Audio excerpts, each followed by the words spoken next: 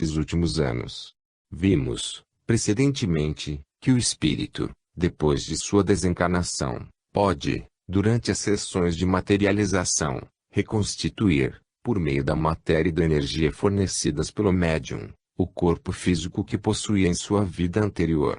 Há nele o poder de organizar a matéria, segundo o tipo particular que foi o seu. É muito provável que opere da mesma maneira, vindo encarnar-se na Terra, mas então, se nenhuma influência estranha agisse sobre ele, deveria renascer com um tipo físico semelhante ao que possuía anteriormente. Ora, isto não acontece, porque, como é de observação corrente, os filhos assemelham-se mais ou menos aos pais, e os progenitores podem inclusive transmitir aos descendentes particularidades especiais do seu organismo. Assim é que os músculos fortes do ferreiro, as mãos calosas do camponês ou do trabalhador, as mãos pequenas, nas famílias onde não se fazem trabalhos físicos, o desenvolvimento das mais diferentes aptidões pelo uso, o cunho que imprime ao exterior de um homem a profissão que ele exerce, são fatos muito familiares e, posto que não repousem em nenhuma observação precisa, a ideia de sua transmissão tem sido sempre observada. Ribot assim classifica as diferentes formas de hereditariedade. 1. A hereditariedade direta, que consiste na transmissão, às crianças, das qualidades paternas e maternas. Esta forma de hereditariedade oferece dois aspectos. A criança herda igualmente do pai e da mãe, tanto no físico como no moral, caso muito raro, em sentido absoluto, porque seria o ideal da lei realizado, ou B. A criança, saindo ao mesmo tempo ao pai e à mãe, assemelha-se mais a um deles. E aqui ainda é preciso distinguir dois casos. O primeiro é aquele em que a hereditariedade se dá entre sexos do mesmo nome, do pai ao filho, da mãe à filha. O segundo caso, que parece mais frequente, é o da hereditariedade entre os sexos de nomes contrários, do pai à filha, da mãe ao filho. 2. A hereditariedade de retorno ou atavismo consiste na reprodução, entre os descendentes, das qualidades físicas e morais dos seus antepassados. Ela é frequente do avô ao neto, da avó à neta. 3. A hereditariedade colateral ou indireta, muito mais rara que as precedentes, como seu nome indica, é em linha indireta, do sobrinho a tio, da sobrinha a tia. 4. Enfim, para completar, é preciso citar a hereditariedade telegônica, muito rara, sob o ponto de vista fisiológico, e de que não há, talvez, no moral, um só exemplo probante. Consiste na reprodução, nas crianças nascidas de um segundo casamento, de algumas qualidades próprias ao primeiro cônjuge. Tais são as diversas fórmulas nas quais se classificam os fatos da hereditariedade. Para nós, espiritistas, no fenômeno da hereditariedade há duas coisas a distinguir. Primeiramente, o caráter específico do ser que nasce e, em segundo lugar, suas faculdades intelectuais. É inteiramente certo que os progenitores, pertencentes a uma espécie determinada, dão nascimento a um ser da mesma espécie. É uma lei geral e absoluta, mas em cada espécie, no ponto de vista morfológico, verifica-se a existência de raças, e nestas, grandes diferenças entre os produtos de um mesmo par, segundo a preponderância de um sexo sobre outro. Em suma, deve-se admitir que o tipo estrutural é funcional nos animais e nos homens. É ele devido à ação do perispírito sobre a matéria, mas os caracteres secundários, como a cor dos olhos e dos cabelos, a forma e a dimensão de certas partes do rosto ou do corpo, e mesmo dos órgãos internos, são resultado de hereditariedade física. Tem-se visto, por vezes, que o pai pode transmitir ao filho o cérebro, e à mãe o estômago, um o coração, o outro o fígado, etc. Por que mecanismo se opera essa transmissão é profundo mistério, e todas as teorias examinadas há meio século, para o explicar, têm sido totalmente impotentes para solucionar o problema. Sabe-se hoje que o ser que vai nascer não existe nos órgãos sexuais, como uma redução microscópica, que não teria mais que aumentar, desenvolvendo todas as suas partes. O ponto de partida é uma simples célula que, fecundada, passa por uma série de formas sucessivas e diferentes, antes de chegar a termo de sua evolução, que tem por fim representar o ser completo dessa espécie. Quais são as causas que necessitam essa evolução e por que agentes podem produzir-se? A grande maioria das teorias imaginadas, em vista de uma explicação dos fenômenos da vida e, por consequência, da hereditariedade, repousam na suposição de que, entre as moléculas químicas e os órgãos da célula visível a microscópio, existiria, ainda, uma categoria de unidades, partículas protoplásmicas iniciais que, por seu caráter e seu modo de agrupamento, determinariam as diversas propriedades da matéria viva. É pela definição das propriedades e das disposições dessas partículas infinitesimais, que os autores se esforçaram por explicar o caso complexo da hereditariedade. As teorias, por engenhosas que sejam, não nos fornecem, ainda, uma explicação realmente científica dos fenômenos da hereditariedade. Foi o que não tiveram receio de declarar os autores do livro Teorias da Evolução. Com efeito, dizem eles, que aqui, na composição do protoplasma, determina seu caráter de vida. Somos aí reduzidos inteiramente às hipóteses. Elas não são diretamente verificáveis e só podem ser julgadas por nós neste ponto de vista. Tal concepção dá uma explicação verossímil dos diferentes fenômenos vitais, ontogênese, hereditariedade, variação etc. Tais hipóteses são necessárias, porque não nos podemos resignar a não ter nenhuma ideia sobre essas questões, que nos apaixonam mais que quaisquer outras. Em suma, a hereditariedade morfológica é a lei, posto que apresente tão numerosas exceções para os caracteres secundários, que não há quase nunca identidade entre os progenitores e seus descendentes.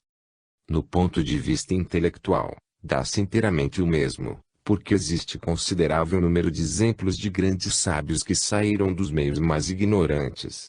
Foi assim, por exemplo, que Roger Bacon, Berkeley, Berzelius, Blumenbach, Brewster, Comte, Copérnico, Claude Bernard, Descartes, Galien, Galvani, Hegel, Hume, Kant, Kepler, Locke, Malebranche, Priestley, Helmor, Rumford, Spinoza, Xisto V, Jung e outros, nasceram em meios pouco cultivados e nada podia fazer prever as notáveis faculdades que os distinguiriam em grau tão eminente.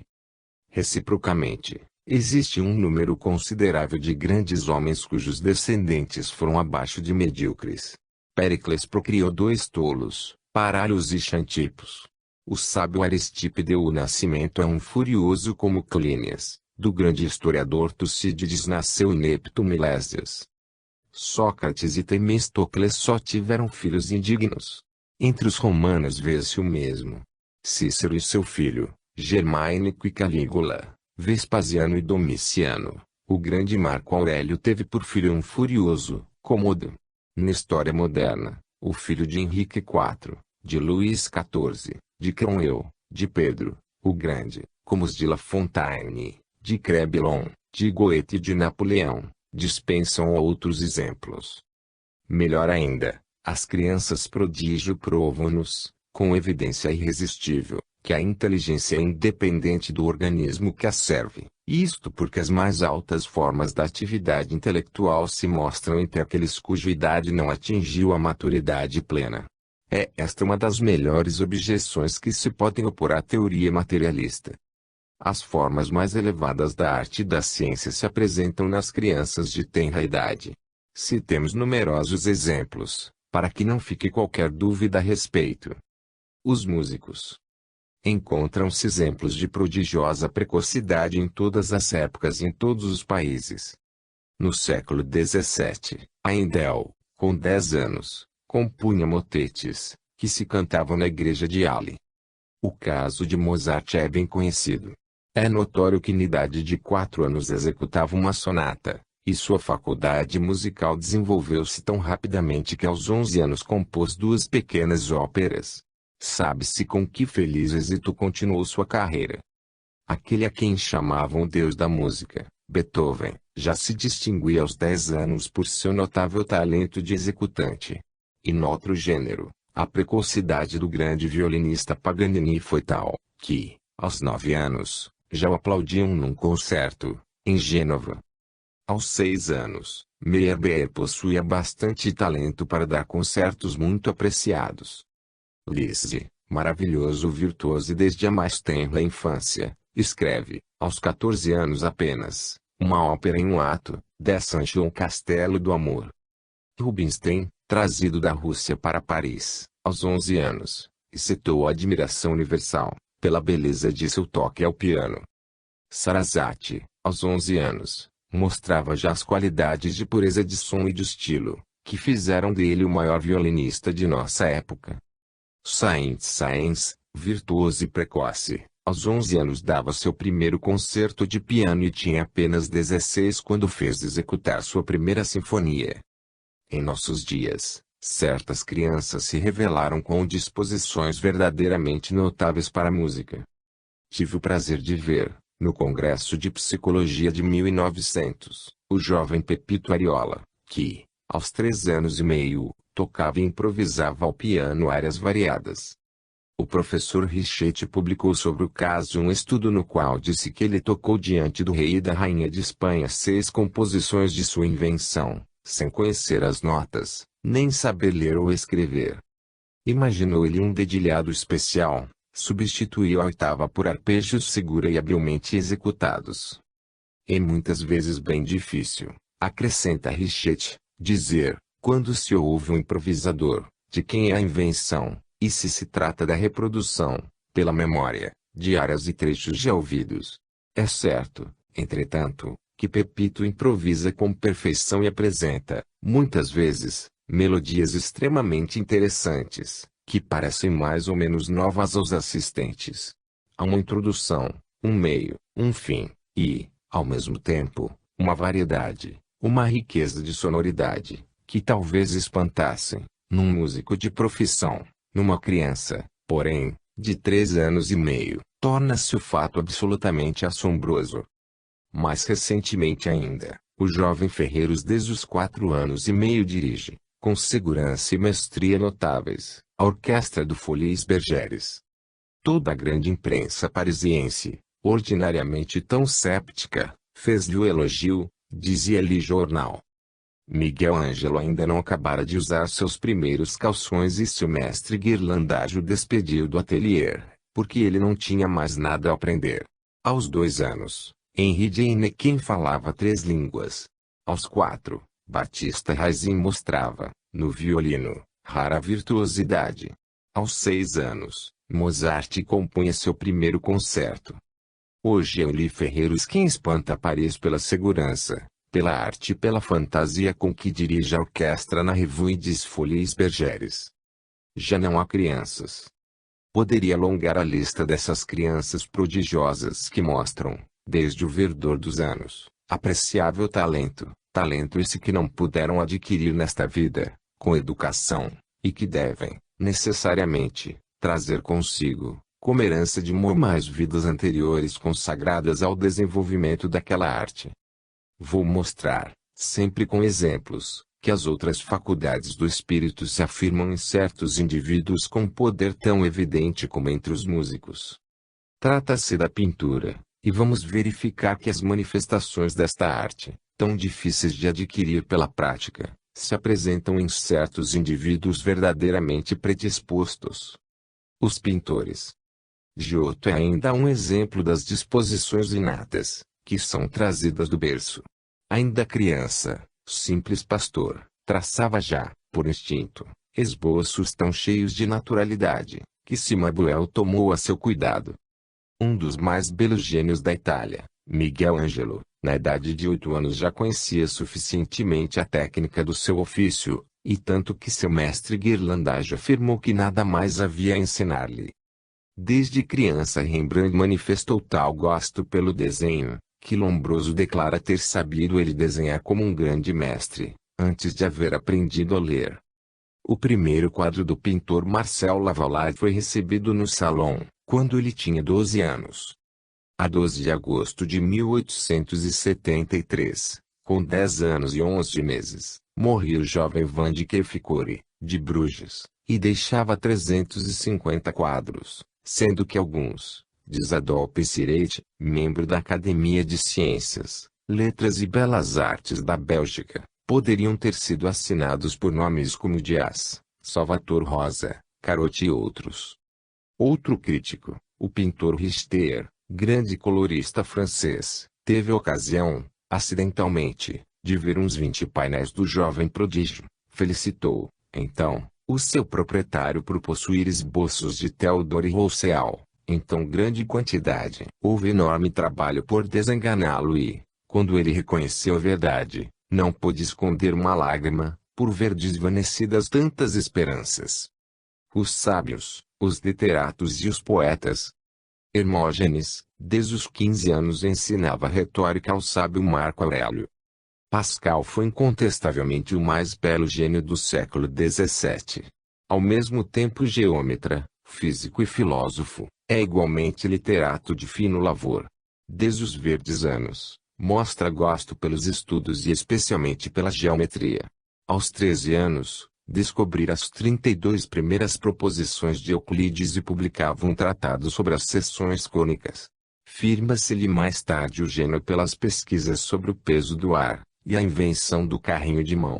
É sobretudo como filósofo que seu espírito se eleva aos mais altos cumes do pensamento. Pierre Lamoignon, com a mesma idade, compunha versos gregos e latinos, tidos como muito notáveis, e não era menos adiantado na cultura do direito que nas das letras.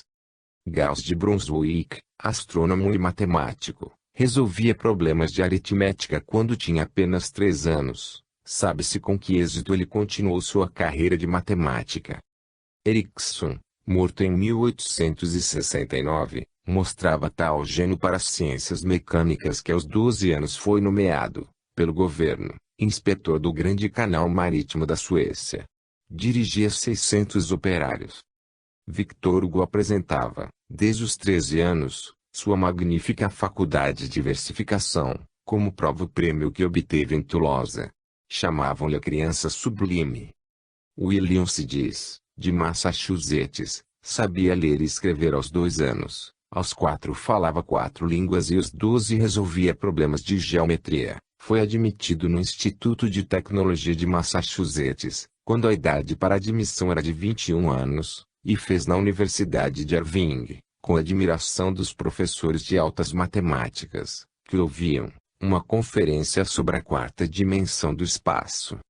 Young, que imaginou a teoria das ondulações da luz, possuía, de tenra idade, grande desenvolvimento intelectual, porque era capaz de ler correntemente, e aos 8 anos conhecia 6 línguas a fundo.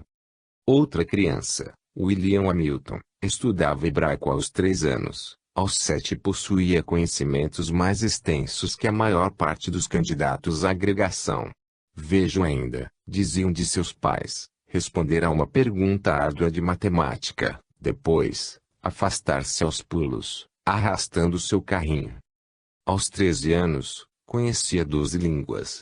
Aos 8 espantava os que o rodeavam, a ponto de declarar a seu respeito um astrônomo irlandês: eu não digo que ele será, mas que é já o primeiro matemático de seu tempo. Scaliger qualificava de gênio monstruoso o escocês Jacques Criston que, com 15 anos, discutia em latim, grego, hebraico e árabe, qualquer assunto. Pico della Mirandola demonstrou a maior precocidade por seus profundos conhecimentos do latim, do grego e, mais tarde, do hebraico e do árabe. Aos 10 anos era o espírito mais cultivado de sua época. Baratier Jean-Philippe, nascido em 1721, em Jabache, no Margraviato de Anspache, e morto em 1740, sabia, aos 7 anos, o alemão, o francês, o latim, o hebraico.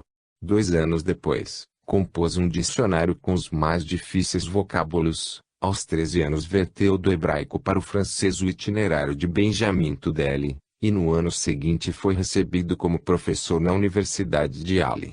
Publicou na mesma ocasião várias dissertações sábias na Biblioteca Germânica. Morreu esgotado de trabalho, em 1740. Henri Janek, nascido em Lubeck, em 1721, falou quase ao nascer. Aos 2 anos sabia 3 línguas. Aprendeu a escrever em alguns dias e logo se exercitou em fazer discursos. Aos 2 anos e meio prestou um exame de geografia e história moderna. Vivia, apenas, do leite de sua ama. Quiseram-no desmamar, definhou e morreu em Lübeck, a 17 de junho de 1725, aos 5 anos, afirmando suas esperanças em outra vida. A lâmina tinha gasto a bainha. Entre os linguistas que cedo se distinguiram, convém citar um contemporâneo, Trombeti, que ultrapassa de muito todos os seus predecessores. Bem jovem, aprendeu o francês e o alemão, lia Voltaire e Goethe. Soube o árabe, lendo, tão só, a vida de Abd el-Kader. Um persa, de passagem em Bolonha, ensinou-lhe sua língua em algumas semanas. Aos 12 anos, aprendeu, simultaneamente, o latim, o grego e o hebraico. Depois, estudou quase todas as línguas vivas ou mortas. Seus amigos asseguram que ele conhece, hoje, 300 dialetos orientais. Os calculadores. A faculdade de calcular, com extrema rapidez, nos apareceu já, com singularidade surpreendente, nos cavalos de Elberfeld, assim como em Rolf e Lola. Vamos ver que mesmo acontece com a humanidade. Henri Mondeux, nascido em 1826, perto de Tours, de um camponês desprovido de qualquer instrução, revelou-se cedo uma prodigiosa máquina de cálculo. Aos 14 anos, foi apresentado à Academia de Ciências de Paris. Não tinha, aliás, outras faculdades. Em 1837, um pastor muito moço, Vitamin Jamel, quase uma criança, atraiu os sábios de todos os países por sua incomparável faculdade de cálculo. A um matemático que lhe perguntou qual o número que, elevado ao cubo adicionado da soma de 5 vezes o seu quadrado, é igual a 42 vezes ele próprio mais 40, o jovem respondeu em menos de um minuto, é o número 5. Jacques Inaldi, simples pastor, executava os cálculos mais complicados, com facilidade e rapidez desconcertantes. Foi examinado na Academia de Ciências, em 1892, e deu, com uma pressa assombrosa, a solução dos mais difíceis problemas. Podem-se ainda assinalar as faculdades de cálculo do jovem Francal e do incrível Diamandi. O Novo Mundo oferece-nos, também, exemplos variados de precocidade em todos os gêneros.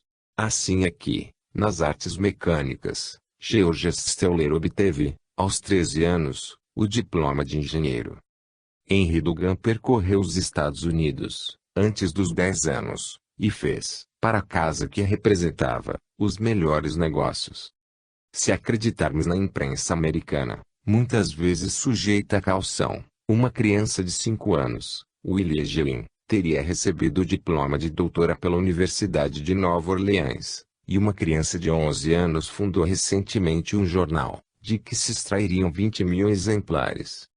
O imortal autor de Jerusalém Libertada versificava, admiravelmente, aos 7 anos. O pequeno João Maúde, de 5 anos, filho do autor inglês Maúde, publicou em Londres sua primeira obra, Atrás das Trevas da Noite. Estes exemplos, numerosos e variados, de precocidade intelectual, são inconciliáveis com a teoria que vê na inteligência um produto do organismo. Ainda mesmo que a hereditariedade gozasse um papel na gênese dessas prodigiosas faculdades, ficaria incompreensível que um cérebro, apenas formado, fosse capaz de causar as mais altas e mais poderosas formas da inteligência, porque só encontradas, nesse grau, em certos indivíduos e quando chegados ao pleno desenvolvimento do cérebro. A hipótese espírita da preexistência do homem é a única que dá uma explicação lógica das crianças prodígio. Perguntar-se-á como a alma de um baratier pode manifestar, quase no berço, conhecimentos que exigem, não só uma formidável memória, como dons de assimilação e raciocínio indispensáveis à compreensão e ao uso de línguas, tão difíceis de assimilar, como o grego e o hebraico. É muito provável que o espírito desses jovens prodígio não estivesse ainda completamente encarnado, ou que, durante períodos de exteriorização, recuperasse a memória do passado, e, em lugar de aprender, não fizesse mais que recordar. Certos espíritas quererão, sem dúvida, explicar esses casos espantosos, supondo que as crianças eram simples médiuns. Tal interpretação me parece defeituosa, porque, em boa lógica, é inútil multiplicar as causas sem necessidade. Desde que sabemos, nós os espiritistas, que a alma existiu anteriormente à vida atual, não há nenhuma necessidade de fazer intervir a presença de entidades estranhas.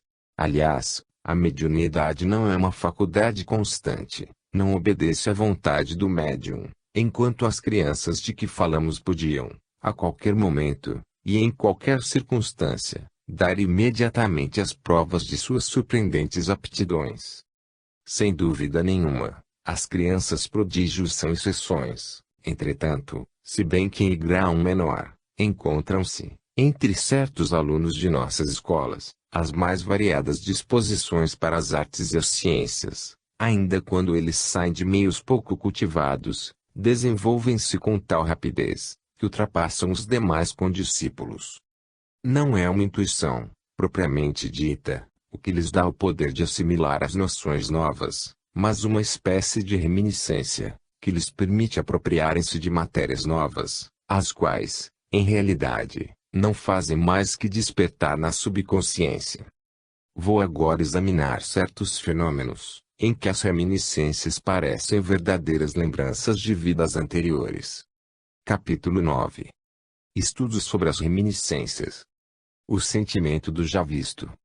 Os fenômenos do espiritismo apresentam grande variedade em suas manifestações. Têm sido eles, há meio século, submetidos aos mais severos e reiterados exames, não só da parte dos espiritistas, senão, ainda, dos sábios que se têm dado ao trabalho de verificar as faculdades dos médiuns. Viu-se, então, que ao lado de certos fatos, indubitáveis, provocados pelos espíritos, existiam outros, que só tinham com os primeiros uma semelhança externa, mas que não são indubitáveis comunicações espíritas. Já Allan Kardec, Hudson Tutley, Aksakoff, Metzger, etc., tiveram o cuidado de nos pôr em guarda contra essas causas de erro, e as críticas dos incrédulos baseavam-se, principalmente, nesses pseudofenômenos, para tirar ao espiritismo o que lhe dá a verdadeira força, isto é, a demonstração de nossas relações com as almas dos que deixaram a Terra.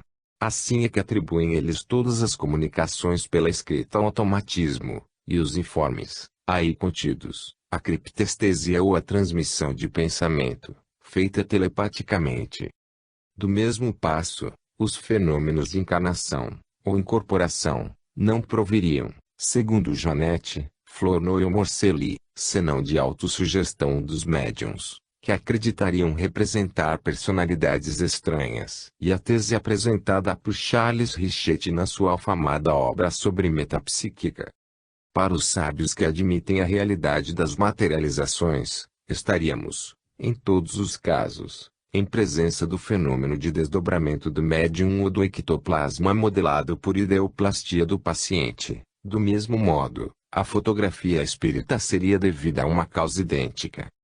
O que torna o estudo experimental tão delicado é que o automatismo, a autossugestão, o desdobramento e a ideoplastia se misturam, por vezes, de maneira quase inextricável, com os fenômenos reais, de sorte que é preciso grande experiência para que não haja engano com essas manifestações de formas ilusórias. Quando se souber fazer a distinção entre os verdadeiros fenômenos mediúnicos e os provenientes do animismo, poder-se-á caminhar mais ousadamente na via experimental. Presta-se, pois, verdadeiro serviço à ciência espírita, assinalando aos pesquisadores os escolhos em que podem esbarrar, impedindo-os de tomar como revelações do além as elucubrações dos pseudomédiuns, ou atribuir a certos fenômenos um valor demonstrativo que eles não possuem. Nesta ordem de ideias, creio útil chamar a atenção dos leitores para uma categoria de fatos que apresentam analogias com as provas certas que me servem para estabelecer o bom fundamento da teoria das vidas sucessivas, mas que da mesma só têm aparência. Quero falar das lembranças relativas às existências anteriores. Muitas vezes se nos tem dito que a reencarnação não passa de uma especulação filosófica, que não repousa em nenhuma prova material. Responderei a estes que, se não se verifica geralmente, a recordação das vidas anteriores, esta se apresenta, entretanto, com bastante frequência entre alguns indivíduos, de sorte que as reminiscências só podem ser explicáveis com o ter a alma vivido anteriormente. Não há tal, respondem certos doutores, o que tomais pela recordação das vidas passadas é atribuível a uma doença da memória, assinalada muito pelo Sr. Ribot, e que se chama falsa memória, ou constitui, segundo o Dr. Chalvet, o sentimento do já visto ou do já experimentado, ou, ainda, a falsa reminiscência. Dão-lhe também o nome de paranese. Por vezes, é um homem que, em presença de uma mulher que lhe é desconhecida, lhe reconhece subitamente o perfil, as atitudes, o andar, a expressão do rosto, a voz. Em outros casos, mais numerosos, é uma cena de interior, ou uma paisagem ou um aspecto da cidade, que dá a impressão do já visto. Penetrando em uma região, até então desconhecida, rodeado o paciente de pessoas com quem acaba de fazer conhecimento, sente, de pronto, que já assistiu, há muito tempo, à mesma cena, com o mesmo quadro de objetos confusamente familiares, com as mesmas pessoas, possuindo elas as mesmas atitudes e os mesmos jogos de fisionomia, com as mesmas palavras, as mesmas entonações e os mesmos gestos, ou percebe que já estivera no mesmo estado afetivo, que acaba de dizer ou de fazer o que já fez. Eis um modo muito comum de ter a ilusão do já visto. Segundo o Dr. Chalvet, esse sentimento do já visto teria características especiais. Ele se importa logo a atenção e dominaria a totalidade das percepções. Em seguida, o paciente se persuadiria de que o que viera a reprodução de uma cena anteriormente percebida. Essas impressões suscitam os mesmos estados emotivos, outrora ressentidos, alegria, aborrecimento, indiferença, etc. Enfim, esta sensação é extremamente curta, mas em algumas pessoas ela se faz acompanhar de sentimento de angústia, de irritação. Wigan, em seu conhecido livro sobre a dualidade do espírito, conta que, quando assistia às cerimônias fúnebres da princesa Charlotte, na capela de Windsor, teve, de repente, a sensação de haver sido outrora testemunha do mesmo espetáculo. A ilusão foi rápida. Lewis aproxima, com razão, esse fenômeno, de alguns outros mais frequentes. Sucede que, em região estranha, a volta brusca de um caminho nos põe em face de qualquer paisagem que nos parece haver contemplado outrora. Apresentado pela primeira vez a uma pessoa, temos a impressão que já a vimos. Lendo-se um livro de pensamentos novos, dir-se-ia que eles já nos foram presentes ao espírito, anteriormente. Qual a explicação que os psicólogos nos oferecem acerca desses fenômenos? Segundo Ribot, não haveria aí mais que uma revocação de sensações anteriormente registradas em nós, o que faria crer que o estado novo é a repetição delas. Se esta hipótese pode ser admitida para os casos simples, em que é vago o sentimento do já visto, não será ela curial no caso seguinte, de que nos fala Ribot? Um homem instruído, raciocinando bem sobre sua doença, na idade de 32 anos, foi tomado de um estado mental particular.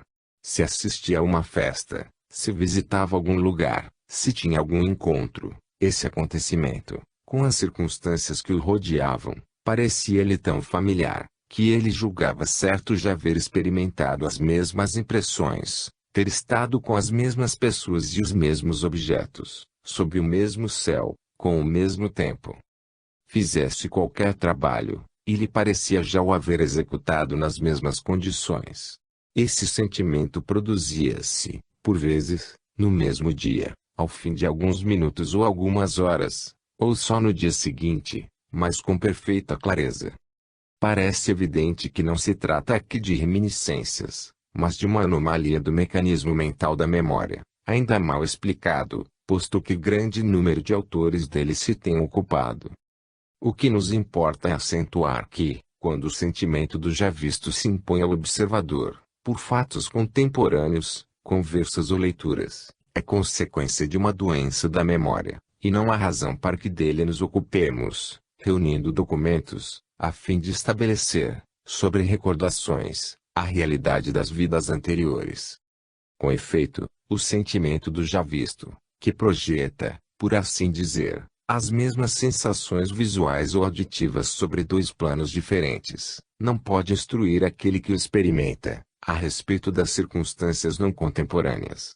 Não lhe permite, por exemplo, prever um acidente, que surgisse, mais tarde, ou, em presença de uma paisagem, que parece já familiar, indicar aspectos da mesma, fora do alcance visual. A parónesia, dando o sentimento do já percebido, nada revela de realmente novo àquele que o experimenta. O mesmo não acontece com a reminiscência. Ao ver uma paisagem que nunca contemplou em sua vida, tem o indivíduo, não só a certeza que a conheceu anteriormente, como esse sentimento se faz acompanhar e se completa pelo conhecimento de coisas e pormenores dessa paisagem, que não pode ver, no momento, e que, entretanto, descreve com perfeita exatidão. Devemos também pôr-nos em guarda contra outra causa de erro, mais difícil de descobrir, que é a faculdade que temos de desprender-nos durante o sono. Camille Flammarion, em seu livro L'incommensuet les problèmes psychiques, pág. 519, cita casos nos quais os pacientes veem em sonhos cidades que nunca visitaram, mas que reconhecem imediatamente. Vejamos alguns exemplos. Visões de lugares desconhecidos da pessoa que dorme, durante o sono. Eu mesmo me apresento, Pierre-Jules Berthelay, nascido em Issoire, a 23 de outubro de 1825, antigo aluno do Liceu de Clermont, padre da Diocese de Clermont, em 1850, antigo vigário, durante 8 anos, em Saint-Eutrope, 3 vezes inscrito no Ministério da Guerra, como capelão esmoler. Primeiro, depois de 3 anos de penoso ministério, estava muito fatigado, tanto mais quanto servira de contramestre vigilante, por parte da fábrica, na construção da graciosa igreja de Saint-Eutrope, em Clermont. Durante 4 anos, acompanhei os operários, dos 10,50 metros na água dos alicerces, até a cruz da torre. Fui eu que coloquei as 3 últimas ardósias. Nosso professor, Vincent, para que eu mudasse de trabalhos, fez-me ir a Lyon, onde nunca tinha estado. Num dos primeiros dias, disse meu discípulo, ao terminar o almoço: Senhor Padre, quer acompanhar-me à nossa propriedade da Saint-Just-dos-Elques? Aceitei. Eis-nos de carro. Depois de haver passado Saint-Paul-en-Jarret, lanço uma exclamação. Mas conheço esta região, disse eu. De fato, poderia ter me dirigido sem guias. Pelo menos, um ano antes, vira, durante o sono, todos esses pequenos eirados de pedra amarela. Segundo, entrei em minha diocese, mas me mandaram exercer, nas montanhas do oeste, penosa missão, acima de minhas forças. Fiquei 7 meses muito doente, em Clermont. Pude, enfim, manter-me nas pernas. Mandam-me substituir o esmoler do hospital de Ambert, atacado de congestão cerebral. A estrada de ferro de Ambert não havia sido ainda construída. Eu estava num coupé, fazendo o serviço de Clermont a Ambert. Tendo passado Bellon, lancei os olhos à direita e reconheci o pequeno castelo, com sua aldeia de olmos, como se eu aí tivesse vivido. Tinha-o visto durante o sono, 18 meses antes, pelo menos. Estamos no ano terrível de 1870. Minha mãe, que vira os aliados se pavonearem nos Campos Elíseos, em Paris, está viúva. Ela me reclama como seu único sustentáculo. Deram-me pequena paróquia perto de Soire. A primeira vez que ali fui, para ver um doente, encontrei-me em ruas estreitas, entre altos paredões escuros, mas achei, perfeitamente, o caminho. Tinha, durante o sono, muitos meses antes, percorrido esse dédalo de ruas sombrias. Terceiro, acontecimentos independentes de minha vontade levaram-me a Riom. Qual não é minha surpresa ao encontrar, como velho conhecimento, a capela, que meu colega, O padre Fauri tinha construído para os soldados, capela que eu nunca vira com meus olhos, e cuja existência, mesmo, ignorava. Teria podido fazer a planta, que lhe remeto, como se tivesse servido de contramestre. Bertelai. Rion, Puididome. Esta comunicação é acompanhada de 4 desenhos de monumentos vistos em sonho. É provável que fossem as preocupações do padre que lhe produzissem o desprendimento do espírito, o qual, durante o sono, visitou as cidades em que ele devia residir mais tarde. Ao acordar, essas visões se apagaram, para se reavivarem quando viu, realmente, aqueles lugares. Aparições do espírito de vivos. Extraio da bela obra de Ernesto Bozano, Les Phénomènes de Antise, o caso seguinte. Caso é. Tomo a Revue de Ciências Psíquicas, 1902, pág. 151.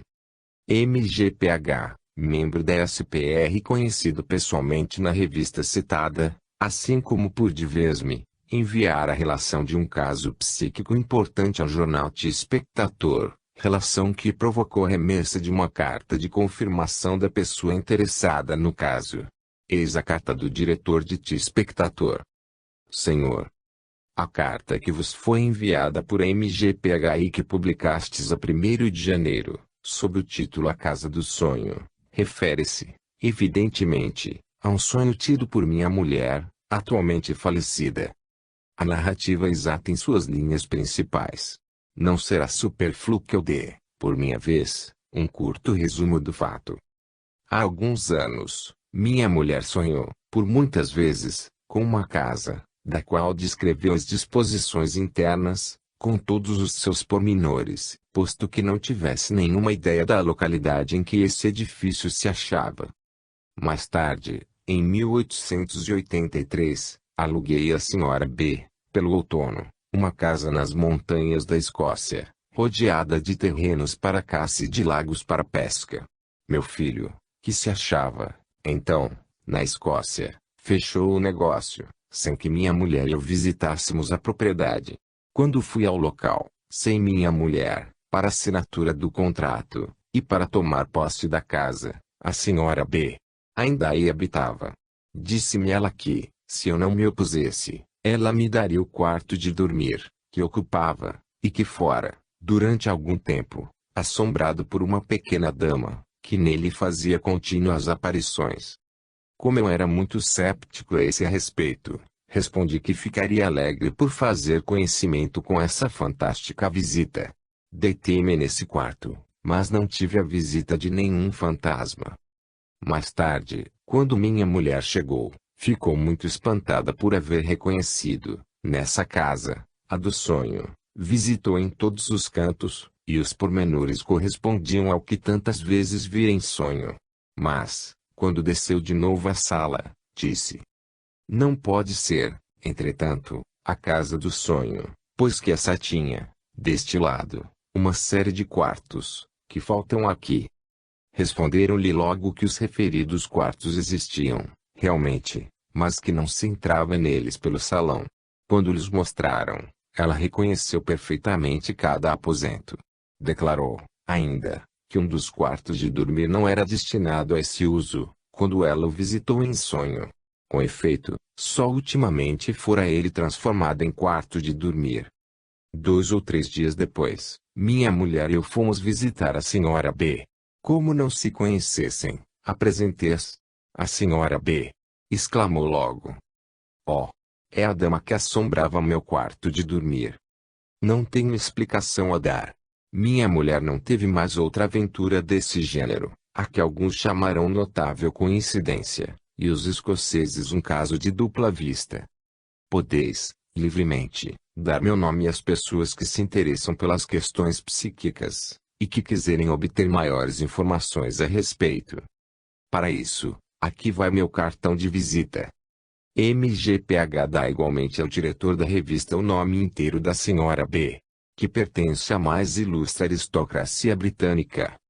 Este exemplo justifica a distinção que tenho feito entre a paranese e a verdadeira reminiscência. Aqui, a Sra. MGPH lembra-se não só de haver visitado essa casa, como ainda indica a existência de uma série de quartos que lhe era impossível conhecer, mas que existiam, realmente. Se a lembrança desse sonho não tivesse sido conservada, ter-se-ia podido atribuir aquele reconhecimento a uma paramnésia ou a lembrança de uma vida anterior, o que seria um duplo erro, visto que o fenômeno era devido apenas à clarividência da paciente, acompanhada de desdobramento. Como distinguir, então, uma verdadeira recordação das vidas anteriores, de uma lucidez durante o sono ou de uma perversão da memória? Evidentemente, pelo estudo das circunstâncias que acompanham o sonho, das lembranças antigas, que devem situá-lo, de forma evidente, no passado. Eis dois exemplos que melhor farão compreender o que quero dizer. Armand Silvestre passeia em Moscou, onde acaba de chegar. O que ele veio e ouve causa-lhe um sentimento estranho, cheio de opressão. Essa ambiência o envolve de algo maternal. Ele sente a cabeça inclinar-se, vergarem-se-lhe os joelhos, e as preces, de que não compreende as palavras, subirem aos lábios. Não sabe como explicar o fenômeno, certo, entretanto, dos lugares misteriosamente encontrados de novo, das terras nunca vistas, mas reconhecidas, dos sentimentos que vêm ao coração, como se algum antepassado, há muito tempo adormecido em uma tumba, de que se ignorasse o lugar, abrisse subitamente os braços, livres do sudário. Não se trata aqui de paramnésia, essas preces desconhecidas são uma reminiscência do passado que o Dr. Chauvet, retomando a hipótese do Dr. Letourneau, Boletim da SOC, diante de Paris, acha que se deve atribuir a uma memória ancestral. Diz ele, com efeito. Suponhamos que um homem tenha visto uma paisagem ou uma cidade e que, por umas tantas razões, geralmente afetivas, lhes haja conservado uma recordação poderosamente modelada, ele a poderia transmitir, em potência, a certos descendentes, que, ao nascer, a traria em volta nas profundezas do inconsciente. Achando-se eles, um dia, em presença da paisagem ou da cidade, se lhes reviveria a lembrança ancestral e surgiria a ilusão do já visto. Esta hipótese, que nada absolutamente justifica, é contrária ao que sabemos com respeito à hereditariedade. Nunca se verificou, diretamente, dos pais aos descendentes, a transmissão fisiológica de uma lembrança. É impossível supor que uma impressão mental, nitidamente definida, fique latente, através de várias gerações, em vista da renovação incessante da matéria corporal. É, pois, inútil determos-nos por mais tempo nessa bizarra hipótese de todo inaceitável. Chegamos, agora, ao estudo dos casos em que, parece-me, existem verdadeiras reminiscências. Vimos que toda a atividade intelectual de nossas vidas passadas reside, em estado latente, no perispírito. Essa imensa reserva de matérias psíquicas constitui a base de nossa atividade intelectual e moral. Ela forma essa trama primitiva da inteligência, mais ou menos rica, sobre o qual cada vida aborda novos arabescos. Mas todas essas aquisições só se podem manifestar pelas tendências primitivas, que cada qual traz ao nascer, e a que se chama caráter. Desde então, a mais perfeita inconsciência deve ser a regra, e é precisamente o que se produz, mas não existem regras sem exceções. Assim como se nota em certos pacientes sonambúlicos a conservação da lembrança ao acordar, também se podem encontrar indivíduos que se lembrem claramente de já haver vivido, enquanto que, em outros a renovação se apresenta sob uma forma mais vaga, mais imprecisa, de maneira fugitiva, sob a influência de certos meios ou de certas circunstâncias, nos quais são colocados. É aí que a verdadeira reminiscência se diferencia da paramnésia, pelo conhecimento de coisas reais, que o paciente designa com exatidão, sem as ter visto anteriormente, e sem que seja lógico atribuir esse conhecimento à clarividência. Eis alguns casos que me parecem entrar nessa categoria. Reminiscências prováveis nas crianças. É natural supor que, durante os primeiros anos da reencarnação, certas crianças podem achar, momentaneamente, algumas lembranças, ou ao menos reminiscências da vida precedente. Tenho recebido certo número de cartas, provenientes de pessoas dignas de toda a confiança, as quais me contam o que observaram com seus filhos. Menina que fala um idioma no qual se encontram palavras em francês. Devo citar, em primeiro lugar, uma observação da Revue Spirit de 1869, pag. 367. Em 1868, os jornais franceses transcreveram de um jornal inglês, de medicina, o Quarterly Review, um fenômeno bem estranho. É uma menina, cuja espantosa história nos é descrita pelo Dr. Até a idade de 3 anos, ela se conservou muda e apenas conseguiu pronunciar as palavras papai e mamã. Depois, repentinamente, pôs-se a falar com extraordinária volubilidade, mas em língua desconhecida, que não tinha nenhuma relação com o inglês, e o que há de mais surpreendente é que ela recusa expressar-se nesta língua, a única em que se lhe fala, e obriga os que convivem com ela, seu irmão, por exemplo, um pouco mais velho, a aprender a sua, onde se encontram algumas palavras de francês, posto que, conforme dizem seus pais, não tenham sido nunca pronunciadas diante dela. Como explicar esse fato, a não ser pela recordação de uma língua que essa criança teria falado em existência anterior? É possível negar-se. Mas a criança existe. É um jornal sério, um jornal de medicina que o narra, e a negação é um meio cômodo, e de que se faz talvez excessivo uso. Torna-se, em muitos casos, o equivalente do diabo, o deus ex machina, que vem sempre a pelo, para explicar tudo e dispensar o estudo. Eis uma passagem da carta que a senhora Paginotti me dirigiu, com uma confirmação de sua filha. Minha filha mal andava, porque ela andou muito tarde, aos 3 anos. Passávamos, a criada, ela e eu, pelo cemitério de Préville. De repente, a criança parou diante de um túmulo, e com o dedinho mostrou-me umas flores brancas. Vê, mamãe, olha as flores como havia no túmulo de minha primeira mãe.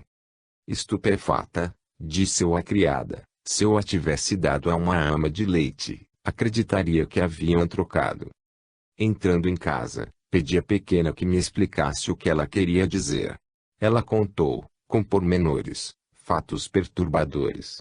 Disse que havia perdido sua mãe, que era má, e que tinha uma irmã muito gentil. Passo-lhe a pena para que ela termine a narrativa. O Paginotti. Sinto-me feliz por completar uma descrição que lhe pode ser interessante. O que vou escrever ainda me está vivo na memória, embora já tenha 32 anos. Aquela a quem chamo a minha primeira mãe, era alta, morena e magra, estava longe de ser boa. Eu ia muitas vezes para perto de uma grande torre e quase sempre 2 galgos de pelo claro me acompanhavam. São estas as minhas recordações nítidas. Quanto à minha irmã, não tenho dela a mínima lembrança. Acrescentarei 2 coisas à minha narrativa. 1. Não me lembro de haver crescido. Devo ter morrido jovem. 2. Aprendo o inglês muito facilmente. E a pronúncia, por intuição. Foi, talvez, na Inglaterra que eu vivi. Senhora e senhorita Paginotti 11, Rue do Ponte de Sluges, Nancy. Na época em que isto se produzia, a senhora Paginotti não fazia espiritismo e a criança não poderia ter ouvido falar das vidas sucessivas. Não se pode supor tivesse havido autossugestão da parte da senhora Paginotti. Seria um sonho intenso da criança que se exteriorizou sob aquela forma. É possível, pois que não temos uma demonstração positiva dessas lembranças do passado. As mesmas observações são também aplicáveis aos 2 casos seguintes. A senhora de Velpinson me comunica uma narrativa que lhe foi feita por uma de suas amigas, mulher muito inteligente, que deseja manter o anonimato. Vou contar-lhe um fato que me foi muitas vezes repetido por minha mãe, porque eu tinha, então, 5 ou 6 anos. Gostava muito de bonecas e tomava muito a sério meus deveres de mãe de família. Elas tinham enxovais completos, que eu mesmo lavava e passava. Certa manhã, depois de uma grande lixívia nesses minúsculos objetos, vim onde estava minha mãe e lhe disse que ia descansar perto dela, não querendo interromper-lhe a leitura. Fiquei sossegada, sentada em minha cadeirinha, olhando as mãos, e sobretudo as pontas dos dedos, com insistência. Repentinamente, mostrando-os à minha mãe, exclamei, como saindo de um sonho. Vê, minha mãe, tenho as mãos enrugadas, como quando era velha. Mas que queres dizer? Oh, não há muito tempo, tu sabes bem, mamãe. Muito espantada, minha mãe ralhou comigo por dizer asneiras. Isso foi objeto de muitas reflexões. Fez-se silêncio, e só depois de meu casamento é que minha mãe ousou falar-me dessa divagação, dizia ela. Eis, agora, um relato que me vem da Itália, não querendo a narradora ser nomeada. A história é corroborada pelo testemunho de sua mãe e de uma amiga.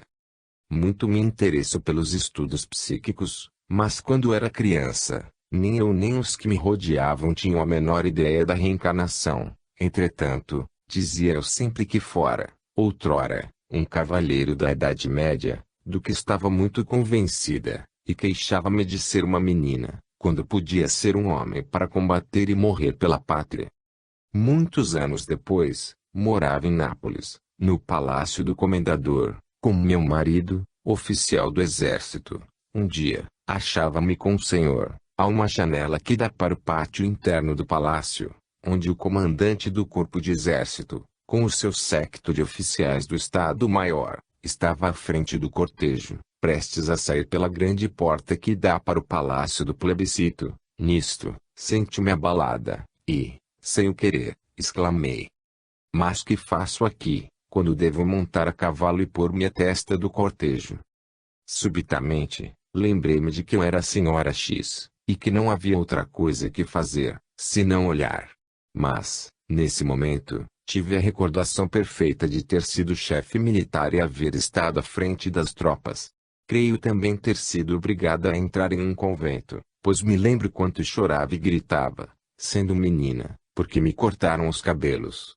Um dia, a cena foi muito trágica, atirei-me ao chão, soluçando, sobre meus cabelos cortados e os repus na cabeça. Outra vez, tinha 14 anos, achava-me à janela, com parentes e amigos, para ver passar os carros de uma cavalgada, e, enquanto todos riam e gracejavam, eu, à vista de um carro onde estavam garibaldinos com a camisa vermelha, que massacravam párocos, experimentei tal comoção, que rompi em amargas lamentações, com grande pena dos assistentes.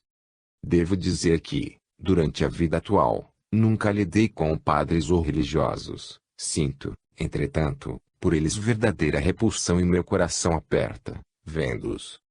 Desde menina, que posso sair de mim, à vontade, e a qualquer hora, e pergunto, como Kim Kipling, quem sou?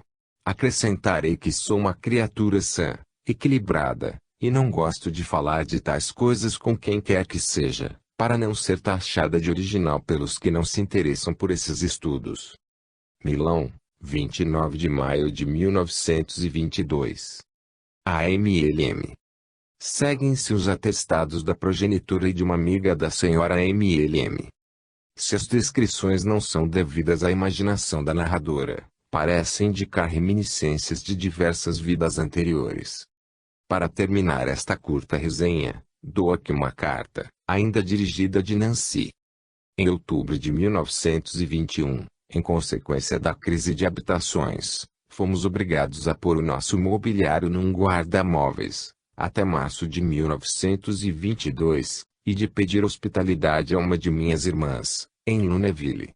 Minha irmã tinha, nesse momento, em casa, um de seus netos, Georges, de 4 anos e 9 meses, que nós muito estimávamos.